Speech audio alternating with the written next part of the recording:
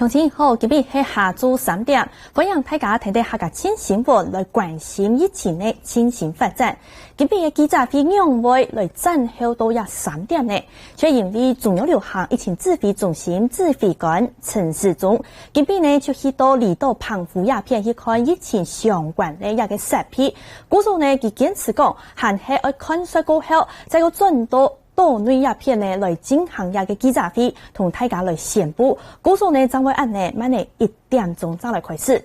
先來關心到啊，早晨以下呢各地已落無天，尤其像南台灣鴉片已落到實際動態。氣象局針對全台灣目前所採發布為豪雨貼報，就看到啊，現時全台灣除了講花蓮有條地區無見到一種黃色以外，全台灣對北東南都係發布為一種黃色的，就係台雨貼報。另外中台灣差唔多呢，同苗栗、台中還有南投鴉片，見到為花蓮北片鴉片呢，又發布一種減密式嘅豪雨貼報。另外這個下南島為鴉片已落到寒卡太熱，尤其早晨起時就已落無天。嗰片地區還有台南鴉片呢，係發布為一種豪雨貼報。這個下來屏東係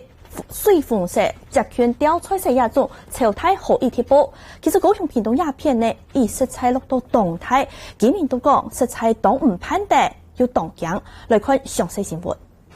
橫條台已經路，高雄警務區鳳景路86巷大早8點，升起大排水噴出來，變做河壩，流去鳳景路，將向到車流，未漲一瞬嚴熱點加。有一點會晃，因為太深了水對。是下這種雨的話到這裡啊，現在從今年開始就到差不多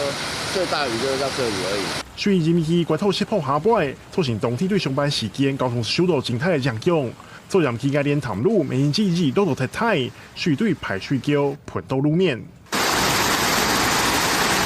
警方今日來封鎖線，禁止通行。高雄包括走陽、鹽湖、鳥橋、太秀，做下有太路淹水嘅情形。到屏東太前口太順嘅太路未封閉，太路變水路，水還經流去台27線。即馬這個部分，這個是大人東西啊，這種好像有的時間有的做，即馬頭就使路太濟流落來啊。屏東春園鄉24點鐘累積雨量超過400毫米，栗里村出現內江水嘅水災，舞台鄉沒有零星2年落下嘅情形。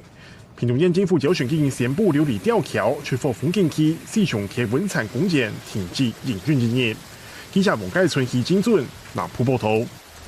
屏東縣尤其係部落及山鄉嘅所在，比如講春園、韓國嘅太湖、雷爾，也就係全台灣都籌備轉點12點起時，一直到廿下，現時累積雨量已經超過為300毫米按到位。現時呢，帶鄉親朋友來關心到兩個連線，第一呢，先連線去到廿個屏東嘅太湖鄉鴉片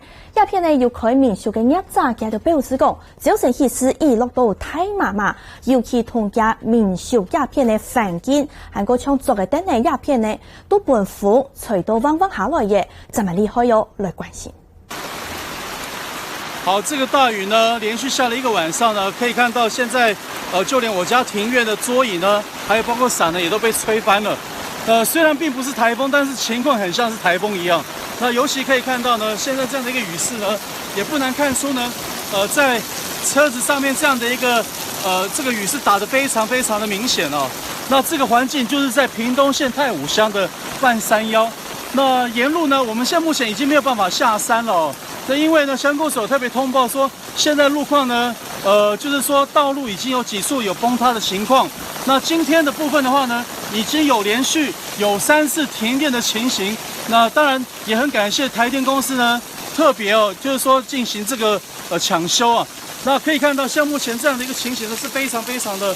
就是說讓我們感到很驚恐。因為呢，這山區我們怕的並不是颱風，我們怕的就是說強大的雨勢。那這個就是目前我們現在屏東縣太武鄉的半山腰，下面呢可以看得到我們的客家莊、萬然地區，那幾乎呢也是被這個雨勢給影響到，完全都看不見了。好，這個就是目前我們這邊的情況。而落到太麻麻，一下指揮中心要出來講法。跟大家說明一下我們這一天的工作的一個情形。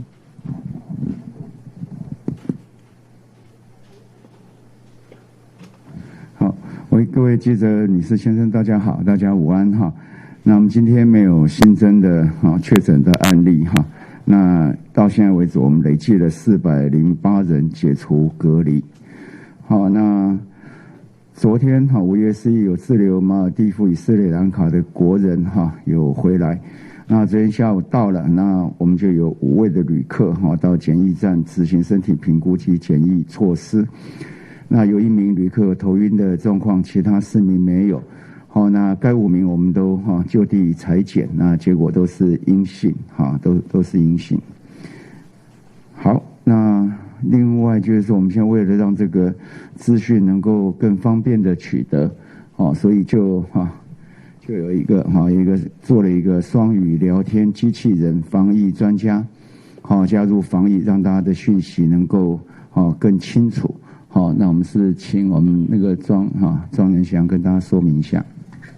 大家好，那就继我们之前有做这个 LINE 的这个聊天机器人，那另外在这个脸书上面有一个 Messenger 也是可以做这个聊天机器人就是取得我们这个有关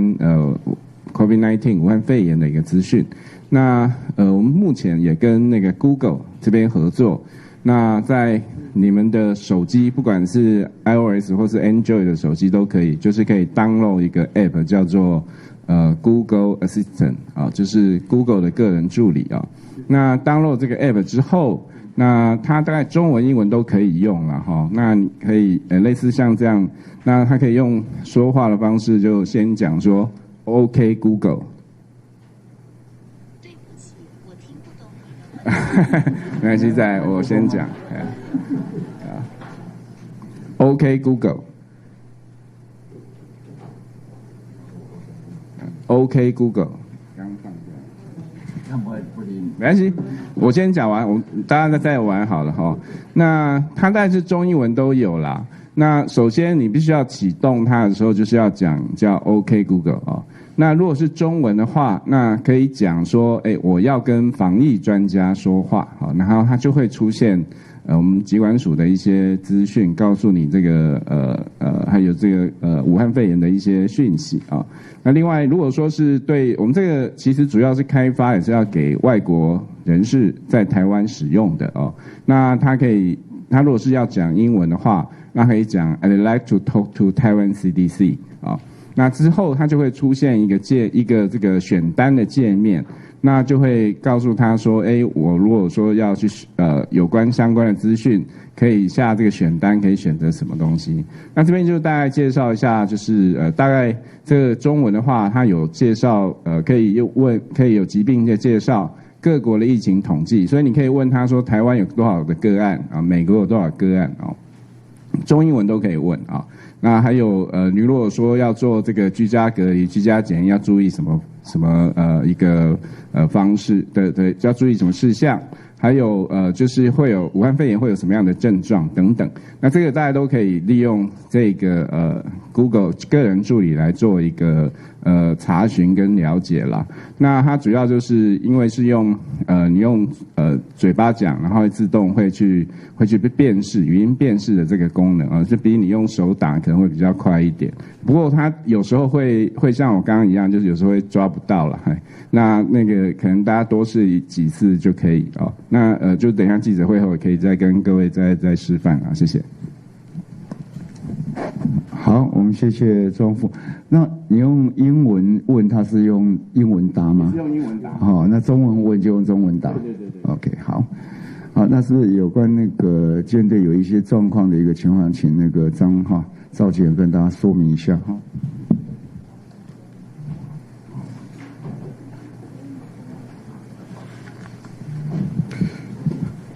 好，指挥官还有各位媒体朋友，明天是指挥官本来照理说是要我做报告的时间哈，可是明天可能不太方便报告，所以就提早到今天跟大家做一点到目前为止一些相关讯息的一个统计报告。那有关于我们下一张哈，有关于我们的通报的状况，大家大概也都很清楚。那因为我们境外入境的个案也旅客也越来越少，那符合通报定义的个案其实也越来越少了哈，所以可以看到我们扩大监测送验的绿色的部分也是渐渐都越来越低了哈。下一张。那蓝色的这个真正的符合法定传染病通报的个案数，在最近1周来大概都维持在30-40例而已哈。那基本上因为都没有国外旅游史，都没有跟确诊个案接触等等的哈，所以会符合通报的个案就会越来越少。所以大家可以看到我们这个整个通报的一个趋势。下一张。那所以当然我们确诊的个案，也就是大家已经知道，我们已经连续从4月11号到现在都再也没有本土个案嘛哈。那当中当然就是蓝色的这个我们的敦睦舰队的个案以外，那零星的就是出现这个灰色的境外移入的个案哦。那在大约2个礼拜前跟大家报告的时候，也说我们那时候已经接近于28天没有本土个案，那我们到这个礼拜天应该就是6个礼拜没有本土个案了。然后那时候也说境外移入个案我们就没有把握，可能零星的还是会有机会碰到境外移入的个案，那确实看到也大概就是这种状况了。下一张。好，那如果用发病日来看的话，那其实当然也可以看到我们的舰队的蓝色的这一个区块，也都是大概在4月17、18那个附近，就开始有比较多的一些发病的一个个案，都集中在这个要下船前后的时间，然后所以这是我们也看到。那至于这个灰色的那个境外移入的个案，基本上他们都是很早以前发病的了哈，所以都是在5月初以前发病的个案，那到5月初以后都没有说很近期发病的个案而移入到我们本土来，所以后面的包括440、441，那这些都是在国外已经发病一段时间，那包括440二采阴以后再回来的嘛哈。那他回来以后住进医院，很快也就是3采阴就又出院了哈。那441这个也是4月30号、5月1号就开始发病，那所以进到我们国内来，其实它的病毒量也都是非常低的一个状况。好，下一张。好，那我们整个的分布基本上跟2个礼拜前大概也没有太大的差别，然后男女差不多是将近一半一半哦。那还是以年轻的族群还是占的比较多哈。那本土个案还是维持在55例，那敦睦舰队的个案就36例，那境外移入个案就是少量的一个增加哦。那他们的临床的表现，2个礼拜前也跟大家报告过，大概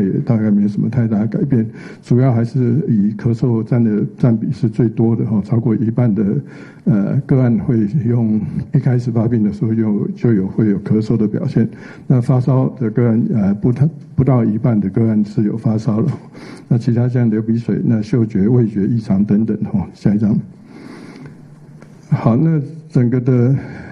严重度的分布跟2个礼拜前跟大家报告也都是差不多的，然后就是还是无并发症的轻症是占最多哈，将近70%哈。那肺炎大概是22%，那严重肺炎或呼吸窘迫症候群这样的重症大概就是8%左右哈，那么8到8.2%。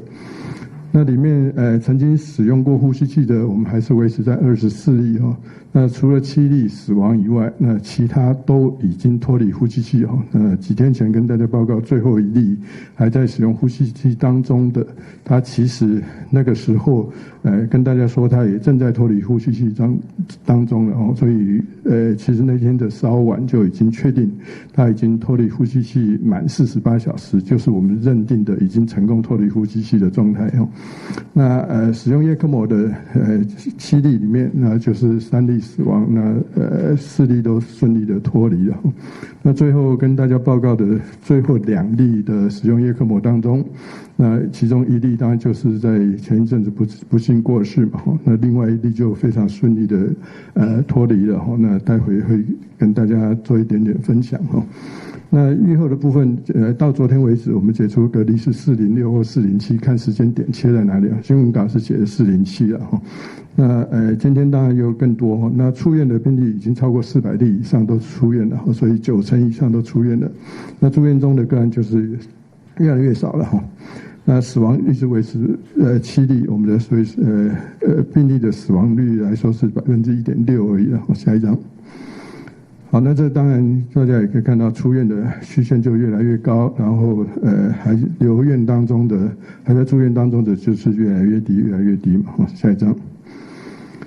好，这就是最后2例当中的1例了哈。那它是有一个跟确诊个案有一个接触的这样的一个病史，然后在居家隔离当中，后来就有出现症状，那出现症状一段时间以后就到医院去就诊，那一到医院就诊就看到有肺炎的状况哈，那隔没几天很快他就呼吸衰竭了哈，那就插管，然后就是使用呼吸器，那这样的一个状况本来是住在某区医院里面，那根据我们的处理流程里面，他就把他转到医学中心去处理这样的一个重症的状况哈。那4月5号转院以后，当天也就使用呼吸器还是没办法维持，很快就使用上叶克膜哈。各位可以看他的肺部就是2侧都是白花，然后就肺部的功能都没办法维持哈。下一张。好，那转院的时候就直接转到加护病房里面去了，然后。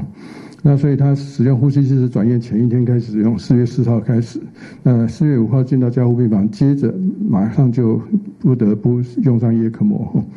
那所以他叶克膜一直用了超过1个月以上哈，跟我们那个死亡的个案也非常类似哈，这差不多都是同时期的事情。在这个医学中心当然照顾得非常好哈，所以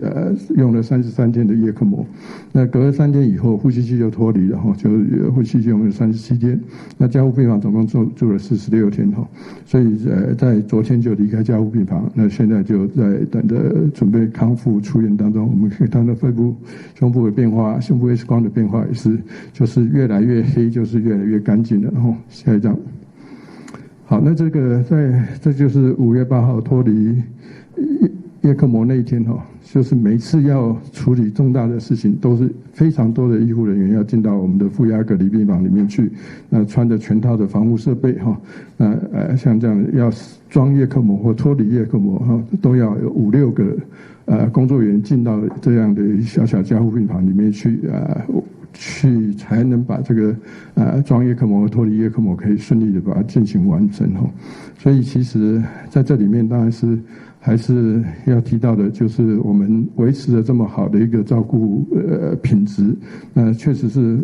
有很多的医院共同一起来承担的哈。我们在20几个使用呼吸的个案里面，其实它分布在17家不同的医院里面分别照顾的哈。那有叶克膜的7个个案分布在5家医学中心级的医院里面哈，在照顾这样的一个使用叶克膜的个案哈，所以也是非常多的医护团队大家共同这样的承担起这样的一个照护责任，让我们的个案即使重症也都可以顺利哈，让这么长的时间的照护还可以顺利的脱离叶克膜，没有其实他有并发症啊，他也有休克，他也有多重器官衰竭哈，可是还是把他从鬼门关里面把他拉回来哈，那现在在顺利康复当中哦。下一张。好，那我们看到的，我们后续的解个案的解隔离的个案，实际上真的时间还是花的蛮长的时间的哈，所以以4月1号看到的这个住院到解除隔离哈，中位数需要25天哈，那从住院到出院天数需要26天，所以确实是将近要1个月时间才能脱离哈。这当然是我们采比较高标准的所谓3采阴以后才让病人可以解除隔离或是出院哈，所以这个就会让这个住院天数看起来是或是解隔离的天数看得非常长。那这个当然我们专家小组也开始在思考或者考虑我们将来的政策是不是需要做一些调整哈。那待会也会有3采阴的个案的，在昨天专家小组里面我们也做了一些讨论哈。下一张。好，那这个就是3阴，然后出院以后后来复阳的状况嘛吼。那他也有一些出院以后就还在自主健康管理当中，所以他接触的人并不多。那在这个4个跟先前跟大家报告3采阴以后出院，那然后又采检又发现阳性，那这个阳虽然都是很弱的阳哈，那可是我们先前所采取的作为还是他的接触者哈，他回去都是家人的接触者，我们还是当作密切接触者，还是再次的居家隔离14天哈。那这8个接触者再次居家隔离当中都没有任何相关的一个症状出现了哈。那这个他在满14天居家隔离的时候，我们也通通把它做采检，那这些采检结果，他的 PCR 检测通通都是阴性的哈，所以换句话说，先前跟大家说明的这样的一个个案，基本上3采阴以后出院，他就算偶尔万一还是被测出 PCR 阳性，可是基本上他身上没有带的活病毒，或者病毒量也是PCR 看起来病毒量也是非常的低，应该都是没有传染力的哈。那我们自己的个案看到的就是这样，即使接触者也都没有任何的问题。那另外当然韩国有更多的一个这样的一个复阳的个案哈，所以韩国的疾病管制局或疾病管制中心，其实他们也在追踪这样的一个个案，他们是2采阴以后就出院了哈。那2采阴出院以后，所以他们有200多位哈，200多位是复阳的个案。那他们的接触者总共有700多位哈，最终这790位的所谓的复阳个案的接触者，那这些都没有看到他们有被传染的一个状况了哈。所以在昨天我们的专家会议小组会议里面讨论，也是认定说，将来我们这样的一个3采阴以后再出院哈，大家应该是可以安心，它其实是不再具有传染力的哈。所以以后他的接触者如果没有特殊的状况，我们原则上这些接触者就不需要再次的被居家隔离，那只需要他自己注意他自己的健康状况就好了哈。那除非有非常特殊的状况，例如说这个复阳，我们发现它的病毒量还是很高的状况，这是会不会是有再次感染的状况等等，那非常例外的状况，我们才会做例外的一个处理。那不然原则上，这样的复阳的个案，他回去以后都已经是即使 PCR 阳性的复阳，也是都是非常非常的弱的阳哈。他的接触者其实不需要再担心会有任何传染的一个状况。下一张。好，那我们除了第一线的医疗照顾，把这些确诊个案照顾得很好以外，那当然先前也跟大家提过哈，那其实我们在社区可以守得这么好，那还有很多很多的很重要的一些防疫作为，或者很多人的配合，然后包括像这个所谓接触者哈，密切接触者做居家隔离哈，我们到目前为止这个居家隔离的个案总共有9000多位，然后我们最高的时候曾经高到一天要处理的居家隔离的个案将近3500个人在居家隔离当中所以这些也是很多人都跟他们关怀，很多人在监测他们是不是有好好的居家隔离。事实上大部分的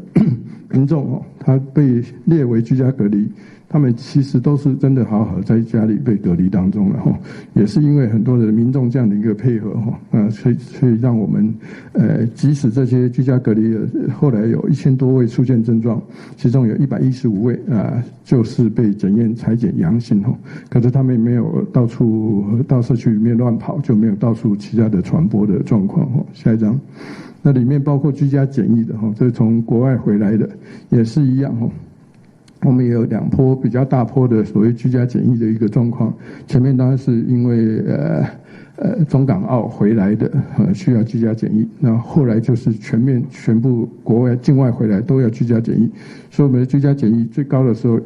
一天同时在居家检疫当中有超过5万个民众同时在被居家检疫当中哈，那这些当然也是这些民众。大多数除了少部分有例外以外，几乎都非常配合我们的居家检疫，在家里好好的不会到处乱跑。那当然，我们民政系统、我们的警察那也都帮忙做了很多很多的帮忙，很多的配合。那社工的关怀等等哈，所以这些也可以看到这样的一个10几万的哈，超过13万人的居家检疫，过去这一段时间，那有7000多人出现有症状，那也有150人采检确实是阳性个案，然后，那他们也没有造成我们社区的到处传播哈，所以应该说这2个事件哈，居家隔离或居家检疫，除了民众的非常配合以外，我们跨部会很多单位很多人的大家的共同合作，那让我们过去这一段时间确实是可以社区保持得很安全，没有太多的社区传播的一些状况出现。下一张。好，那先停在这里哈。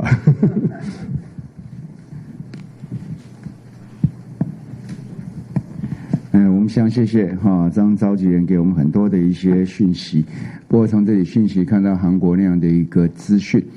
也可以代表就是说，其实如果世界大家都能够把相关的讯息能够做正确的分享，还有资讯的一个正确性，其实大家对于这种疫情或整个传播的情况可以更多的了解，让我们在因应未来在开放的时候能够有更多的一个参考的值，那做出更好的一个判断。那现在在医院里面仍然有26人，那我相信在我们这个医院医护人员大家的努力之下，也要祝他们能够早日康复。那也非常感谢我们医院跟医疗人员所有的医事的人员在上面的一个努力，把我们医院的这条线，医疗这条线守得很好。那在社区这条线，我们今天也是本土第40天了嘛，第40天的一个没有本土的案例。那整个社区里面，其实我们也承受了几波，就像张召集人讲的，我们几波其实压力也是蛮大的一个情况。那也真的是有赖于不管是我们警政、户政、社政、卫政相关的人员一起，大家齐心努力，再加上接受检疫跟居家检疫跟居家隔离的配合，所以我们终于把这个社区应该是越来越稳定了。那也要谢谢他们这些受隔离、受检疫的人，还有所有参与的人员，还有加上我们这些资讯的一个运用，可以让我们社区的这条线能够守得住。好，那再三我们都觉得非常的感谢。好，那我们今天的报告到这里大家有问题可以提出来。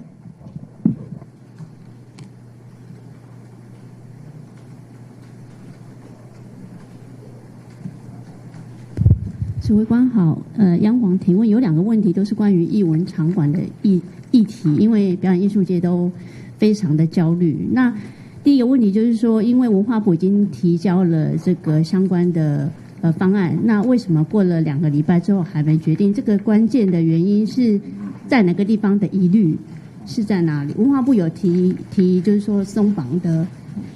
因为文化部有提到指挥中心，我们对他们的都没有意见啊，他们就可以做了。OK， 然后就已经可以做了，那没有问题的。OK， 所以第二个问题就是说，比如说以台北市立交响乐团为例子，他们6月5号要在国家音乐厅举办音乐会，那他们在5月20号已经卖票了，然后他们是采间隔座位的卖票，那就是一半的座位1000人左右。那他们会采实名制，他们的票已经卖完了，1000人卖完，然后他们采实名制，然后戴口罩，然后会量测体温，然后在中场休息的时候会不贩售饮食。那请问这样会指挥中心会鼓励所有的艺文团体比照这样的方式来进行演出吗？没有问题啊，很好啊，很好。所以方案也是这样，文化部的方案也是这样。我不知道看他方案，但我知道你刚才讲这个情况就都符合我们的要求嘛。那我认为能够及早把，因为我们第一开始就是文化体育相关的活动，我们希望能够尽早的开始。那尤其这是一个固定的座位，有维持安全距离，又戴口罩，那我相信是没有问题的。请问指挥官，关于这个纾困金的部分，现在已经传出多个县市，包含这个新北市，就传出他们核定的金额已经超过中央提拨的预算。那关于各县市这个状况，金额不足的部分要怎么因应呢？谢谢。没有，现在大概还没有县市超过我们拨下去的钱呐。那大概有些县市大概就是这2天的速度都加快，那所以就会有。那关于新北市提到，新北市还是我们现在拨下去的钱还是它119吧，119%，所以有多2成的钱，所以这个应该是没有问题。不过县市如果觉得有财务的压力，我们尽快。新北市它昨天其实它是20号来文，那我们在19号开始就做这第4波的拨款的作业。那因为这个我们本来的预算大概是前7800万加上在行政院特存的20亿，所以是20亿多。那现在我们就是那时候第4波准备再拨出7亿8千多万，所以呢需要有一些，因为是超额的拨补在预算以既定的预算之外，所以需要一些行政的流程，所以我们19号就开始作业。那照一定的比例就往下发，所以新北总共到昨天，应该是昨天吧，还是今天，他应该入账的有5亿7600多万，他们现在已经拨出了4亿8千多万。那我看起来就是在新北市那边在公文在20号新的公文来，那上面是希望说有5亿，所以我也紧急通令我们的社公司，希望在这是礼拜一，希望在礼拜一、礼拜二，我们那时候是我们已经拨了2亿5500万嘛，所以要2亿4500万，我们在礼拜一、礼拜二还会再拨下去。那另外我们在行政也在跟行政院行文，就希望把这样这个整体这个纾困尽量就做增列跟扩大的，把规模扩大到45亿，所以我们现在要行文，那我们有在第5波、第6波的拨款。希望不要让地方政府在财务上面有感受到不方便，这我们中央会努力来做。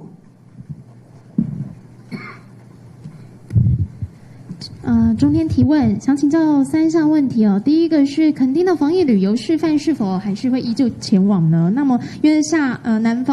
南部那边还是下着大雨哦，那我们这边有做什么样的准备吗？那第二个问题，之前有说必点是可以有限度开放的家长入场，请问何谓有限度？中央有没有一个固定的指引让地方来遵守？那现在双北有说家长签健康声明就可以参加了，这样子有符合所谓的有限度吗？再来有关于交通部说这个双铁不卖站票，改成加挂车厢或者是加班车次，但是其实现在传出好像他们人力上面有一点状况，那请问这个有什么一些解决的方案吗？他要加挂车厢或这个当然交通部就他们的专业在管理上去安排，那就是说车厢内太拥挤我们是不赞成的那有限度的一个站票，那当然不要太拥挤。那如果这样没有办法做到的话，那要加挂车厢，那也是一个解决的方案。不过要怎么做，可能要交通部或相关的这些铁路单位会比较清楚一点。然后第二个就有关于就毕业典礼一样，就是说当然这种我没有办法规定，就是因为我不知道每一个学校的一个场地有多大它的情况，所以它基本上还是进来之后我们还是原则上还是要有一个社交距离，没有办法维持社交距离，那就要戴口罩。那当然大家还是也相关准备一些洗手或干洗手的消毒的一些设施。那当然我们也不建议说有生病的人去参加，那有生病的尽量避免。对，忘了那就是说这个到垦丁就是说下雨当然是会增加一些不方便，但是如果有地方有这因为豪大雨而产生一些灾情的话，我们大概会取消。好，但是没有那样的情况下，我们就会去。好，其实我刚看到前排哈，我也想去买一双这种鞋子啊。下大雨的时候看起来是蛮方便的哈，下大雨是啊，真的，等一下大家可以看一看哈。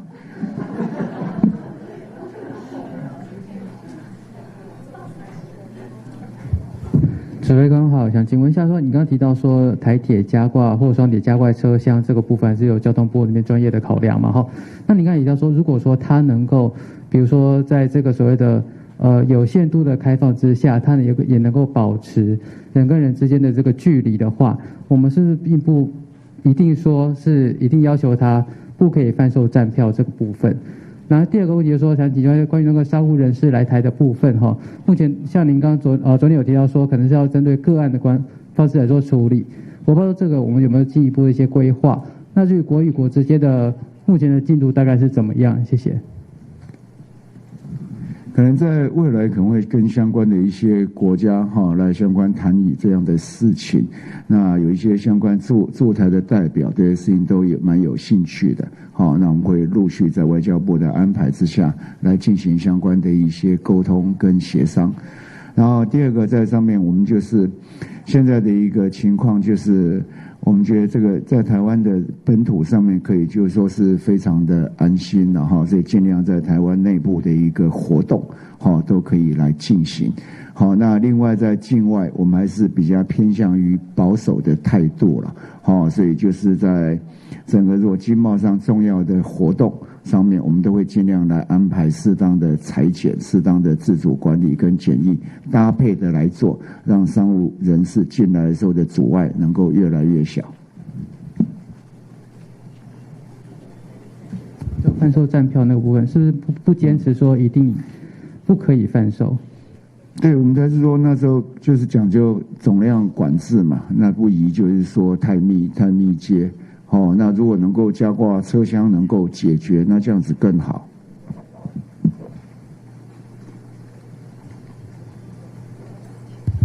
指挥官您好，三立提问：现在进入梅雨季，那之后还会有台风，那如果到时候因为灾情，民众会入住避难所，还要兼顾防疫，避免发生群聚感染，那指挥中心有什么样子的建议吗？谢谢。说在避难所的时候。避难所的时候，当然我们还是要谨守我们个人的健康的行为嘛。那当然在那个时候情况下，可能就是说大家一人一间，这样可能还是做不到。那个急难上面就会有一些稍微的比较缓冲一点。那内政部有相关的一些想法。这个我们在防灾的应变计划里面已经把它纳进去。那像这几天中南部豪雨的部分，那会有一些浅市区保全户，那各地方政府都有这些保全户的名册。那我们有特别前几天已经特别提醒地方政府要先去比对这些保全户的部分是否有居家检疫的这个对象。那这是他就可以在因应这个疏散撤离的时候，就可以依照他的分流措施去做处理。那在这些疏散撤离的时候，都有因应疫情的这个发展，那地方政府会去做不同的这个车辆，还有住宿这个疏散撤离的地点去做一个妥善的因应跟安排。所以这个在之前我们就已经预定好。那这一波的这个豪雨之前前2天我们已经请地方政府要去检视这些保全户的对象。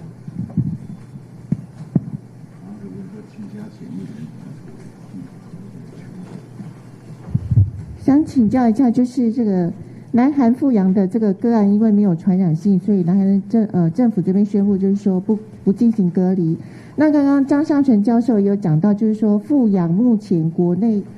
就是三彩阴富阳的这个所谓的这个阳已经非常的弱，那往后国内这样子的个案是不是也采取不隔离的这个状况？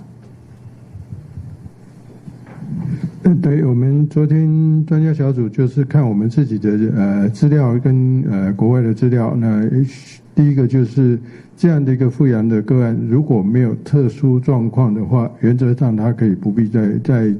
进到医院里面再去隔离，就是保持自主健康管理的一个状况。那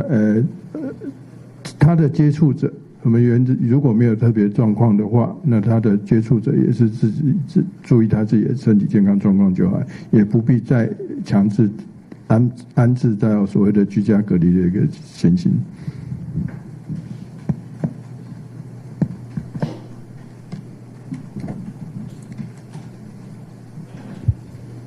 部长好，民事提问。蛮多网友在关心说，部长早上跑到澎湖去，下午又冲回来这边，就是相当的疲累。刚刚也有一些咳嗽，身体状况还好吗？还有想亲自一定要回来这边主持记者会，是有什么考量？谢谢。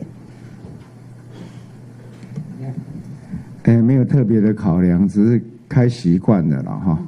好，然后没有开又觉得怪怪的哈。那早上到澎湖最主要就是因为就是我们有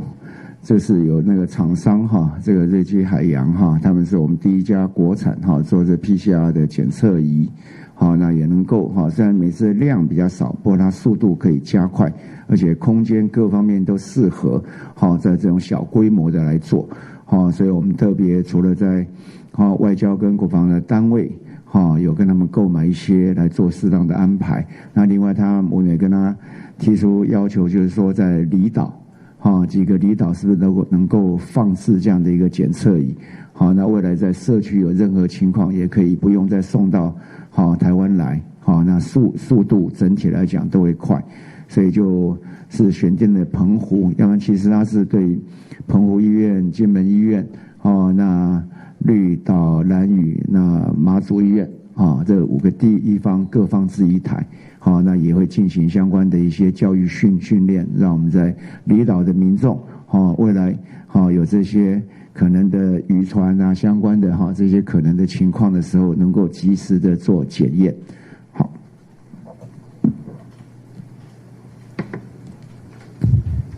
不好意思，想要再跟张教授确认一下，所以我们现在目前解隔离的标准还是3采阴。他出院之后，如果有复阳的状况，我们就不需要做，他自己本人也不需要隔离，然后他的接触者也不需要再次隔离嘛？这是第一个问题。还有第二个问题就是说，有那个美国的研究发现，如果体内含有对冠状病毒可以确认的 T 细胞，有助于他们康复。就是说，如果我有感染到其他的冠状病毒，对于新冠病毒的恢复能力是有帮助的。不知道张教授有没有听到相关的研究，还有相关的一些那个评论？谢谢。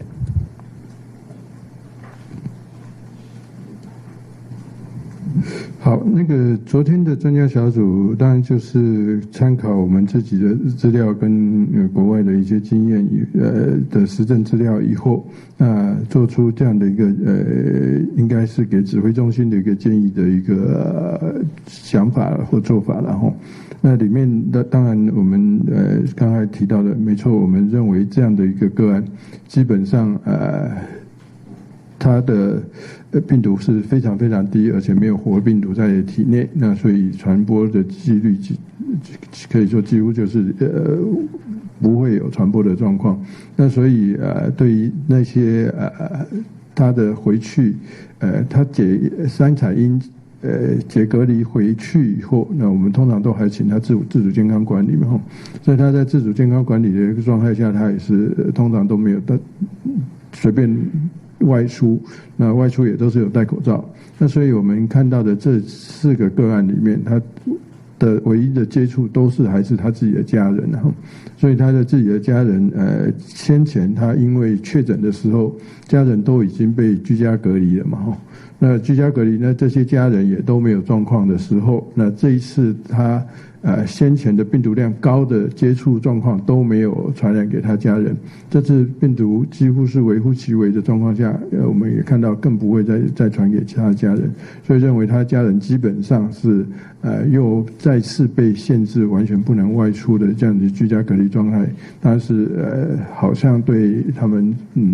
不是很好哈，那所以说他后面的第二次的就不要再次被居家隔离14天，而自己注意他自己身体的健康状况这样的一个模式处理。那至于这个复阳的这一个个案，那就是说如果他有特别的状况，我们当然还是会住院。那可是如果没有特殊状况，当然是有建议是说，或许他也是保持自主健康管理，就不再住院的意思了。那至于说，你说美国有一个发表有感染其他的冠状病毒，会不会对于这一次的新冠病毒的感染会变得比较轻微哈？这个我没有看到这样的一个相关报道的哈。那我们的其他冠状病毒，例如说 SARS、MERS 哈，MERS 是很少人发生感染嘛哈 ，SARS 也当年也是。17年前的事情了哈，那他如果当年有感染这些冠状病毒，是不是对这次是有交互保护的作用？这个我们没有实证的资料，我们当然没有办法说了哈。那其他的会感染人的冠状病毒里面，通常都是造成我们轻微的这些感冒的一些鼻炎啊，或流鼻涕啊等等这些的状况哈。那这个要有足够的交叉保护力，当然也需要一些实证的资料了哈。不过到目前为止，我们并没有太多实证的资料去说明这样的一个是不是真的可以有交叉保护的作用。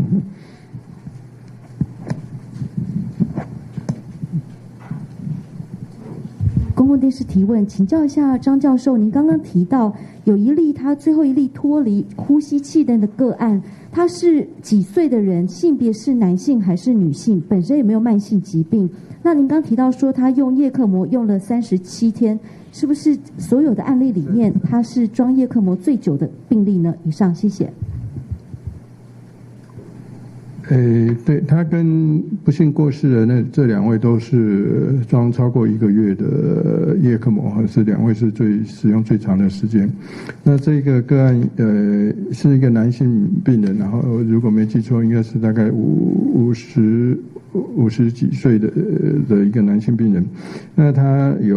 过去有癌症的病史哈，而且他是一个有长期抽烟的病史的这样的一个状况哈，那这2个状况当然都是对发生新冠肺炎以后是比较容易有机会出现重症，那预后原则上也是会比较不好的哈，所以他在某一家医院看了以后，很快就呼吸衰竭，然后也到医学中心以后，然后也很快需要装叶克膜，装了以后又没多久，他就出现休克的现象，然后也多重器官衰竭，确实是非常严重的一个重症的个案。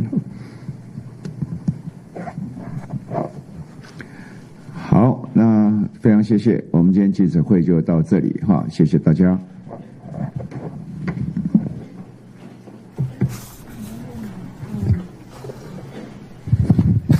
不好意思，部长，想请问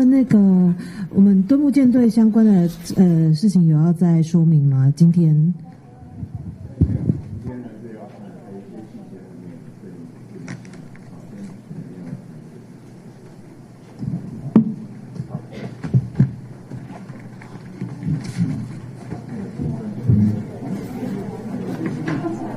指挥中心记者会结束嘅，今边呢国内并无新增加确诊病例，估算呢也是一个好消息。另外呢，也下既然国内连续4星期都无本土个案呢，显示国内累积嘅病例还是维持到441例。记者会今边重点呢，有人就关心到，显示疫情过后，各地政府韩国中央要开始来做纾困，係唔係地方韓國同中央也嘅地方嘅紓困進度冇相用呢？家下呢指揮官陳時中佢係表示講，有關各縣市紓困嘅經驗，顯示已經超過本蛋系黑白的部分，因此进行到第4摆嘅步伐咧，已经超量，就是本蛋按算爱亚嘅纾困的经验，第4部分系本蛋规划嘅，因此作为申请嘅已经超过亚条件，韩国来到为第5阶段亚嘅部分，也就是第5摆嘅8款。韩国呢，停在下20日6月25，就是5月节的。疫情也下有下控制，係唔係松鐵，像係高鐵、台鐵也嘅部分，針對屬院按到規定而開始並用呢。比如講，愛買企業票，另外還係有其他嘅做法。家下呢，陳時中佢係說明講，因此呢，就有希望講愛增加也嘅查字嘅部分，也愛由高鐵韓國台鐵也部分專業來規劃。所以而講唔好同查字地度，亦係要按動一下，驚怕講會有特減距離驚怕大家會減到特權，主要係講安尼嘅情形。還有呢，已經畢業季就愛到來嘅，宋白事呢早晨就宣布講。並用畢業典禮舉辦的也按到嘅限制，像係6月呢，天天就係愛辦畢業典禮，冇抽畢業禮行嘅。其實當到學生嘅真係期待，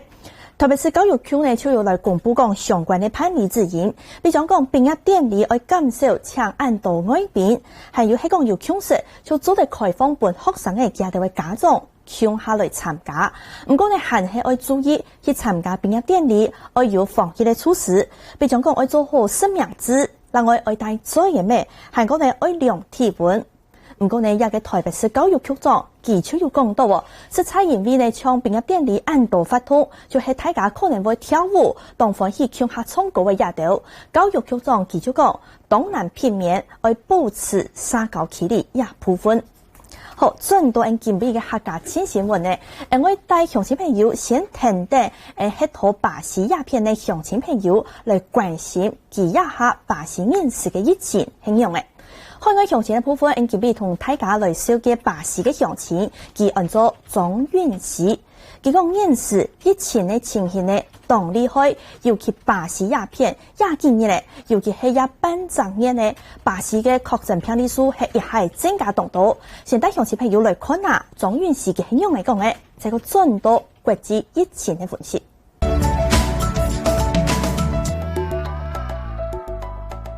大家好。我係巴西莊運時，我係巴西客家會嘅名譽會長，來巴西40多年咧。最近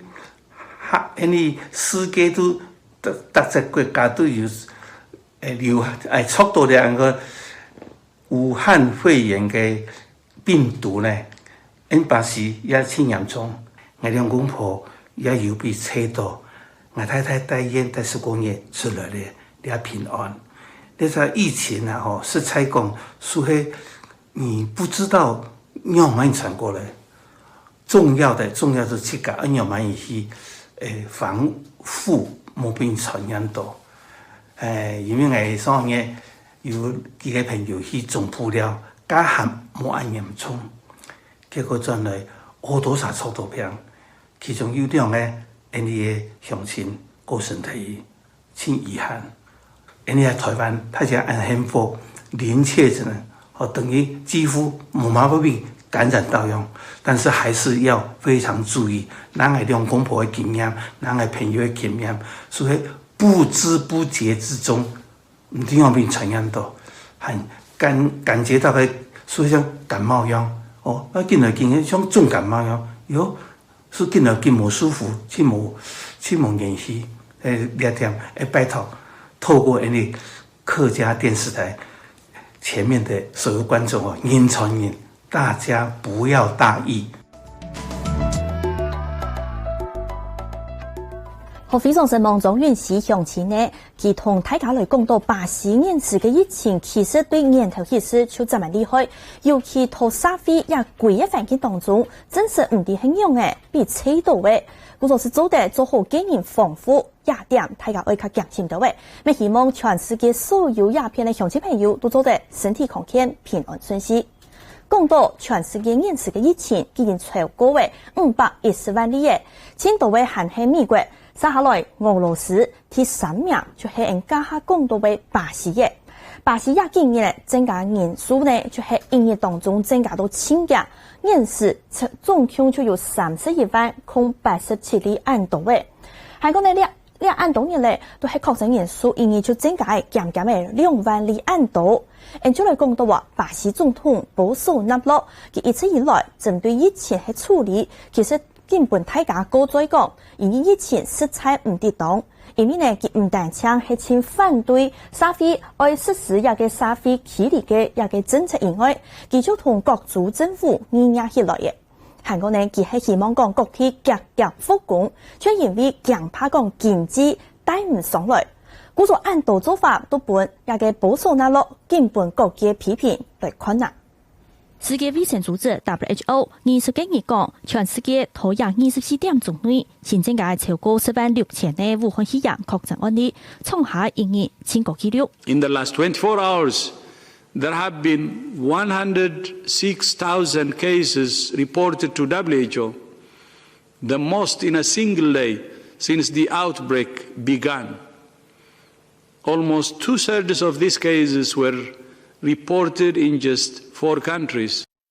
睇第4講嘅4個國家分別係美國、俄羅斯、巴西同印度。現時全世界累計確診數超過500萬呢，總共造成32,803人死亡。圖較有錢嘅國家天天呢解除防疫封鎖嘅時節 ，WHO 對較窮苦嘅國家表示動手。南美國家巴西疫情近來更嚴重，因為新增加減嘅2萬件確診病例，888件死亡，總共有29,100,000嘅確診，接近193件死亡。巴西衛生部83尊嘅公立醫療體內用6億元同衍生品降6億元來治療武漢肺炎整體嘅患者，引起醫學嘅抗議，講無科學證明佢哋有對抗疫情嘅效果。Mais uma vez, a prescrição médica cabe ao médico e cabe ao paciente o direito de assentir, de consentir se ele quer ou não receber. Nós estamos informando todos os efeitos colaterais, estamos dando. 另一方面，疫情一旦厲害嘅美國，死亡人數超過93,300人。為到救經濟，20幾日起時，全美國50州都陸續解封嘅，同埋是建築因為當局忙表用，條南無沙鹿日到點嘅重新營業，旗下百業者同民眾就去到免費睇下條錢，見條南無抗議。I believe we have the right to work because I need to provide for myself. I don't think I should be shut down because if we all lived in fear like this, we wouldn't go anywhere. 另外確診數天一度嘅俄羅斯，累計確診病例每同20幾日超過30萬呢，減嘅3300人死亡。俄羅斯神奇公司 BioNTech 講，當局就會完成武漢肺炎重症病房的臨床藥物試驗。記者林浩儀編譯。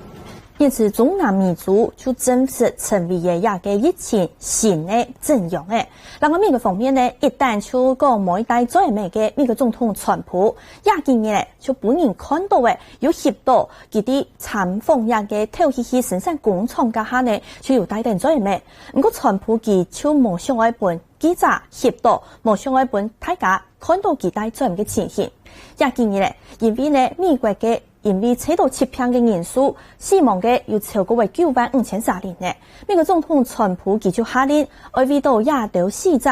公辦起比亞洲外逃。美國有線電視新聞網 CNN 報道指出，美西研究檢察總長坦納雷塞爾批評總統川普全體防疫前錯誤消息。川普22建議同美西研究參訪富鐵汽車嘅富鐵汽製造廠，唔希望媒體看到佢帶咗唔嘅樣。I had one on before. I wore one in this back area, but I didn't want to give the press the pleasure of seeing it. 全美國已經有超過9.5萬人切到疫情來過身，川普下令全國公辦其審議之外，另外其家族家強調，就算發生第二波疫情衝擊，也唔會同幾個國家關起來。We would have lost millions of lives. We did the right thing, but now we're opening up again. And we're going to open our churches again. I think CDC is going to put something out very soon. A scene today where people are trying to break into a church, to go into the church, not to break in and steal something. 美國哥倫比亞大學一份疫情模型評估指出，可比到3月初疫情爆發嘅前一禮拜，就採取康泰社交距離措施，可能使得挽救36,000個人嘅生命。同時估計可比係提早2禮拜執行，還使得同死亡減少83%。紐約市長帕斯河3月15宣布停課，總統川普3月16提出限制民眾旅行，避免群起發通，同時托烏卡。加州同内尔州嘅几家令分别到3月19同20日有效。英国广播公司 BBC 报道指出，这份研究强调一早指出防疫措施还有积极应对嘅重要性。记者王玉玲编辑。佢自疫情同台湾来比呢，其实真嘅无下分下来。故所呢，台湾嘅清醒嘅情形，疫情指挥中心一般讲嘅防疫5月天，天港人家的安心，爱去到一个南部嘅垦丁去示范马嘅按照防疫新生法。家下呢，城市中基本有讲到嘅，因为呢，一下台湾嘅疫情吓得咧。不过喺讲现时天港人嘅天时有马嘅变化，有可能还会同样嘅规划嘅计划，老记有改变，无求起社会。今年来关心到天时嘅部分，较早以前呢，要同大家来讲到，也把因为贸易方面还个西南气流来加强嘅影响，也嘅。南部嘅高雄地区，较南片嘅高雄，韩国较北片嘅屏东也部分，却因为受到方面韩国西南气流嘅影响，因此亚洲地区已落到太麻麻。气象局系针对全台湾按岛素材来发布为无强用集团嘅好意贴报，向乡亲朋友一个强心到位。接下来呢，要夹带乡亲朋友来看到一下家中鸦片，农民朋友夹到就系因为对早晨起事已落到太麻麻。要强怕會影響到農業，故所董事講，伊喺講這個唔停下來，會造成農業損失。但因為關心內部鴉片要可可話嘅農民咁樣講嘅。我更加睇屏東內部嘅鴉片，大家可以看到，其實我哋更加樂意過些嘅。咁講我哋係對根本的早晨開始能落安泰嘅，初本的農還是小雨這樣。可是從今天早上開始，安尼落安尼更加大家可以看到，我哋有18積水的現象。但是對農作物來說，還唔會新洋蔥，我哋路面更加道路對外的道路有的地方已經積水，一個輪胎深了。所以如果這種雨勢再繼續下個因為可能我哋呢農災都會開始出來，因為更加對我哋農作物來講還好，還不會很嚴重。所以我哋更加就等待看看，如果雨勢還繼續下的話，那對農作物可能明天開始就會有影響。西南部地區已落到安泰，氣象局愛提醒拖西南片呢，從高雄較南片，另外拖屏東較北片鴉片，接下來愛防強怕會有大規模落雨嘅情形。你提醒鄉親朋友較大農嘅蔬菜，愛防會有遭太水嘅情形。天講熱係唔係會受到雨勢嘅影響？指揮中心會頭一擺本日嘅計劃愛去到屏東垦丁鴉片來開記者會，說明疫情嘅嘅規劃有乜嘅調整呢？你將鄉親朋友聽到客家新新聞來關心關於疫情的情形發展。天講熱再飛，客家新新聞，客家 live， 本唔清醒嘅疫情之心。